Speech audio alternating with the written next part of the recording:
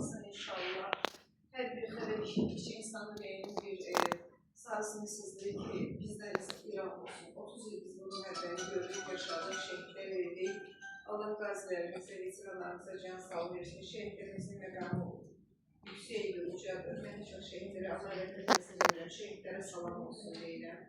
Bu günləri gözəl bir gündə yaşmışıq. Yenə də bayramlar üst-üstə, çərşənbələr, gəlir əslində başqa şey demək istəyirdim. Özümü geniş təqdim eləmədim.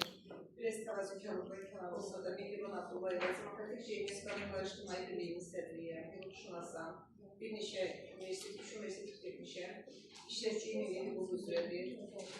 Özüm ailəmlə bərabər həyat yoldaşımla bir yerdə böyük adamam, bir çox dövlət mükafatlarına, demir medallarla təltif olunmuşam. Bununla qürur duyuram ki, əlimdən əgər bir şey gəlirsə, vətən küləsi eləmişimsə, bir zərdə də olsa, mən bununla fəxr edirəm. Allah əziyyətimizi yerdə qoymadı, qələbə çaldıq və döyüşdə qalib olduq. Ona da vurğuluyum ki, ana tərəfdən xan qızının atalarına yətincələrəm və mən bununla da qürur duyuram ki, bugün mənim vətənim, ana vətənim inşallah azaddır. Yenə də Şuşada gözəl günlər keçirilir, gözəl təsvirlər, gözəl bayramlar, beynəlxalq konferanslar keçirilir. Bu Azərbaycan şübhətədir. Mən də bir Azərbaycan vətəndaşı olaraq bununla qürur duyuram. Səhər xanım adını bahsetdim. Təbrik edirəm. Mənim böyük bacımdır, canımdır, gözümdür. Anar bəyi təbrik edirəm. Anar bəy hələ biz çox balaca idik, çox kiçik idik. Onun uşaqları məndən çox böyükdür. Oğlu əsasən, yəni o mənim oğlumla bir yerdə şəbşanslığı oxumuşdu. Ona görə onu yaxşı tanıyıram. Ona da can sağlığı arzu edirəm. Balalarına, nəvələrinin xeyrini görsün. Maşallah da hərdən belə hiss eləmirik. Adına baxanda bir xeyli ömür keçirdi. Əgər Mehriban nənədirsə, Anar müəllim deməli, böyük babadır.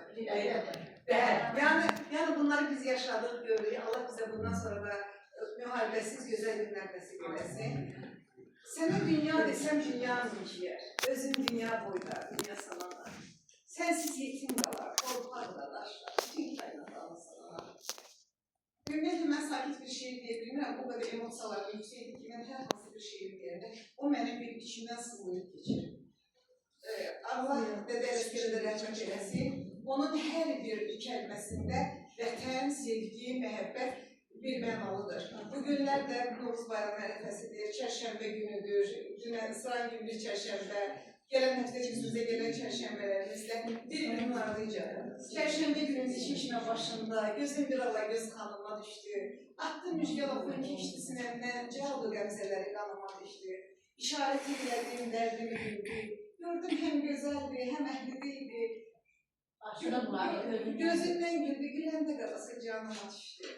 Ələsgərəm, hər elindən halıyam. Gözəl, sən təbibsən, mən yaralıyam. Dedi nişanlıyam, özgəm alıyam. Sındı qolqamadım yanıma düşdü. Hamınıza can sağ olun.